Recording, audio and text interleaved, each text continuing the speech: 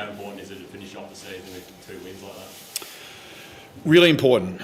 I'd imagine in 2 years' time, we're probably sitting back and we're not necessarily referring back to this back end of the season, nor talking about it. But the choices we made through this period of time are pretty critical, because we could have been that club that just gave the season away. Probably every reason to. Injuries, external pressure, calls for change. And despite that, the group, steadied, and the leaders acknowledged that we needed to be better. And as younger players were coming in, they wanted to lead the standard. Our leaders didn't want to rob the experience of younger players being able to come in to get better. So we had a bit of a choice to make, and the choice was to never give up and see the end of the season. I think that's what we've seen. So there's a lot of leverage off that, and that's the club that we want to continue to be known for, because ultimately we're defined by how consistent we are, and obviously we're not consistent enough yet as a footy club. So something to go to work on, but certainly a lot we can take forward with us going into the pre-season. Is that sort of the message you give to the players heading into the off-season? Yeah, it did.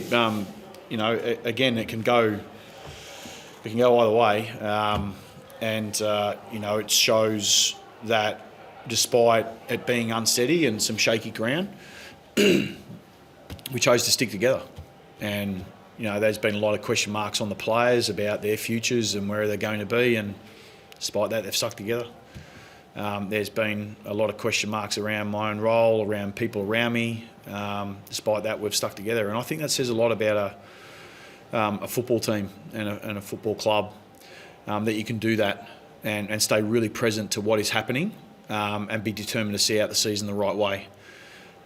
So I'm really grateful for the team that I've been a part of over this last period of time, and we've got some serious, impressive individuals at this club.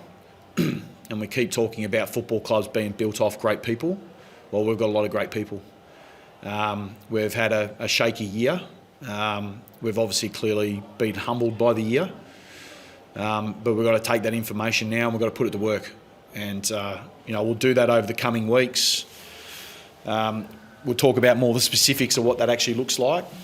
But if you just if you just step back and zoom out for a second, we went after a few things, and there's a lot to achieve out these last 4 weeks. You like the finish 11th. How much do you feel that's a fair representation of where the group is? Oh, well, the ladder never lies. I'll always say that. The humility piece is that we've got our feedback, and the feedback says we're 6 games short. It's incredible, isn't it? 6 games short of eighth. But that's been the season, and such is the quality of the opposition. That also talks to the high level that you need to be able to continue to show up and be. And whether that's just purely the way you want to play, or whether that's your training, whether that's availability. We haven't nailed all that yet. We've obviously clearly got work to do. I feel like we're, surprisingly, despite the year, I still feel we walk away with so many things that we've come out of the year. I feel like our training environment is, the best it's ever been. We've had a lot of fluctuations throughout previous years around, just a pure thing around consistency of training, and that doesn't go into 4 points, I know. But you want to see those consistent habits and choices that are made over long periods of time, and we're closer to that. Really pleased that we've seen the emergence of some younger players in the back half of this year. As I mentioned, I'm pleased that the leaders, we're willing to keep driving that standard and not rob them of the experience of being able to improve and give them the support that they needed to be able to grow their own games. And because it's pretty tough being out there as a young player and have to try to be the difference. And that's not what we're asking them to be. We just need them to bring the energy and bring a real growth mindset to improve, and we'll stick with you. And as a result, the list will be in healthier position, given the fact that we've invested a bit of time on what that depth might look like, and hopefully it challenges some of our older players to be able to hold their positions, and that's when I know that's when you're really going places as a footy team. Spoken about a lot of the positives, but why do you think overall, I know it's hard in a snapshot, you weren't able to match it with the best outcomes this season? Our consistency of execution was, was up and down the whole year. We had a constant narration of good first halves, poor second halves. I've been counting this stat for a little bit, but the first goal kicked 20 times after half time. I mean, I think that's a record. Like that's just concentration. That's not. Yeah, so there's some real sort of marginal things you can get better at straight away that don't actually got nothing to do with fitness. It's just to do with concentration and intensity. So that concentration intensity just, it was undulating, and you can't do that against good opposition. Especially when you're sort of talking about top 8 sides, that you might have periods of the game that you can get your way, but you don't get it all the time, and so. Opposition will come back at you, and we weren't good enough to be able to absorb that and then be able to correct and go again. So many other parts of our game that we've improved from last year to this year, but you still got to finish inside 50, and that was a constant source of frustration for us right throughout the whole season. And we made a difference to the back half of the year, but it just took too long. So we find ourselves in the position we did, and then obviously chasing the season and trying to chase that improvement. It's pretty hard when players are losing a bit of confidence and trying to continue to believe on what we need to play like, and we weren't able to do that for long periods of time. So that's why I say, like, as a football club, we still haven't become that consistent home and away team that we need to be, and that's what we're going to continue to chase. You spoke about the depth, and there was a lot of change at the end of last year, which probably took away the depth, and you may lose a couple of players that are good players at the end of this year. Like, how do you build that depth, you think? Maybe. That's still a maybe at this point in time. But confident enough with what we've seen, the emergence of some players. I mean, that's why probably Harry going down was O'Farrell with the ACL was a bit gut wrenching. Our two best young players, in Jagger and Harry, go down with ACLs. It's just, you don't see that too often. Very different. So we feel like there's personnel that we can sort of bring through. But we also know we're going to have to add. So that's, it's not just going to come from growth within. We've got to find how we add and how we grow, and what are the parts that we need to go after. So there'll be a fair bit of done work on. There's already been a lot of work done on that, but it will over in the coming weeks. So what are the types of players that you'll be going after? It's probably not a day to talk about today. I mean, like some of them are more obvious. And we'll work through that over the next course of the next little while. I've talked about some specific type of players, but it's probably not a long enough forum to be going into the detail of what it all looks like. Yeah, and there's a lot to play out, to be fair, because we've got to get confirmation on some of those players you're talking about. So there's a fair bit to play out. Do you expect a call from TDK in the next few days? Not sure. Not sure what the timelines will be. I guess we encourage it. Hopefully it is soon, so we can obviously put what we need in place. So when you wait this long, it's we're not hoping for the best of news, but we're holding on to that hope that it's going to be here. And I can't fault TDK. Like, I mean, across the whole year, what he's done across the whole year, and the conversations we've continued to have, and all I just wanted to be was just really clear with him about what my expectations about him were, and and the type of player that he wanted to be, and he'd been fighting so hard to be able to get that mantle of being the number one ruck, and fighting for that identity from when he first walked into this football club, and it's effectively his midfield, and he's led that really well, and so if he does leave, it'll be disappointing, but it'll be a next man up, and we'll keep moving on as a football club. And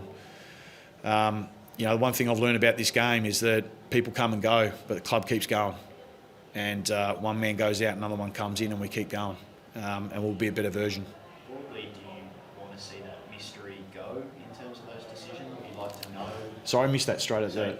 broadly, you said Yeah. that you'd like to know sooner rather than later, so you can sort of move on. Do you think there's a world where we can have that decision known publicly in season? Well, I don't know. I don't know whether we're mature enough. I don't know whether we're mature enough yet to understand that. I just get concerned a little about that when I see the types of responses of an Oscar Allen that has to go through what he went through.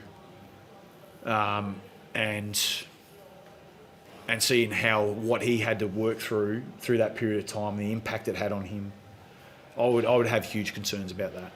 Yeah, because we say we want to grow up as a football as an industry, but yeah, I don't think we're ready. I think let's be smart about that one. You're obviously complimentary of Tom and anyone else going through that period. Do you think it had an effect though on either his form or the club's capacity to just keep there? No, I mean he's played some blistering football. So you know he finished off the year. I mean we had to play him as a forward, but that was more out of personnel than anything else. We were sort of short on talls, pardon the pun. But yeah, it was out of necessity that we had to do it. And Pitto, to be fair, was in really good form. So he sort of earned the right to be in the team. Just felt like we needed to finish with, you know, obviously back in the ruck, and you know we also wanted to give some exposure to Hudson O'Keefe forward of the ball. The minutes he's been able to get in the last 2 or 3 weeks, we're sort of almost just waiting for an opportunity to be able to give him time in our front half. You know, he's got the traits of an AFL footballer. He's competitive. He's big. He's got some presence about him, and he's going to go to work on his craft. And he's got a lot of our boys. They've got an off-season or a period of their game where they've now learnt what it takes to be an AFL football, the intensity you need to be able to play out, the consistency you need to be able to do it, the speed you need to be able to play out, the detail you need to be able to have in your game, the cohesion you need to be able to build beside you. So, no, there's huge pluses out the back half of the year, but you know there's also no contentment where we've found ourselves. Clearly, we're disappointed on the season. I think we're well and truly spoken about that. And that won't get lost. We have to be better. But at the same time, you can sort of look at this last period of time and get something out of it. Frankie Evans has put together a superb patch since he came back from Hasn't he? concussion. Yeah, wow. Yeah. He was only a rookie this year. Yeah. I'm assuming you'd love to keep him. Yeah, I hope so. Yeah. Certainly hope so. He's just popped as a player in the second half of the year. His VFL form from halfway, he made a couple of little adjustments in his game, and from there his confidence is just growing. And you know, he's got some great attributes. You've seen his finish. He's a great finisher. I thought 100% sure he was going to kick that goal at the end, but he passed it off to Tom. But no, he's been in some great form, and you know this game is about earning the right. And you know sometimes you know people can surprise, and he struggled in the first half of this year, and we struggled as a team a little bit. But geez, we've loved his energy and what he's brought to us as a footy team in the back half of this year. How critical is it for you to get obviously Jagger up and running, and he was still only a first year player? Yeah. Walsh back, just to get that midfield mix. Do you feel like it needs to shift a bit? Yeah, it does. I mean, like you get asked about types of players, but you know the guys that we want the attributes to bring into the club have been missing. You know, Walsh has been injured, Cottrell's been out, Elijah Holland's used to the ball. You know, Newman out of the back half. You know, we haven't had you know Charlie and Harry playing together for any period of time this season. It was fleeting at the best. So there's a lot of things that we, you know, when we talk about what's real and what's not real, we have to spend the time in, okay, what is that look like? And we can't ignore what the facts are and the performance, but at the same time, we have to put some reasoning behind it. And there are some mitigating factors to that. But yeah, it still doesn't mean we've got work to do, but there's been some personnel challenges that we've had. But out of that, we've seen the emergence of some other players, which in the long term, we hope to get some benefit from. Nothing wrong with Sam, it was just managing. Just management. I mean, we were going to do it last week, but we actually got an injury, I think, through the third quarter, and she was angry with me at 3/4 time though when I told him. So he said, "What are you talking about? I'm fresh. I'm ready to go." I said, "No, mate, you're playing terrible. You're going to get subbed." So, which of course he wasn't. That's tongue in cheek, but that says everything about Sam Walsh. Says everything about him. Like he wasn't parking it. He wasn't putting the season to bed. People told us we shouldn't risk it. He wanted to play. Says so much about his leadership that he wanted to see the season out, and he wasn't giving up. And I reckon that says a lot. And when the news came through 2 weeks ago that he was playing, the lift you could see in the younger players and even some of the older players is pretty significant. I think we can underestimate ourselves, the influence we can have just merely by our presence sometimes. Thank you. Cheers.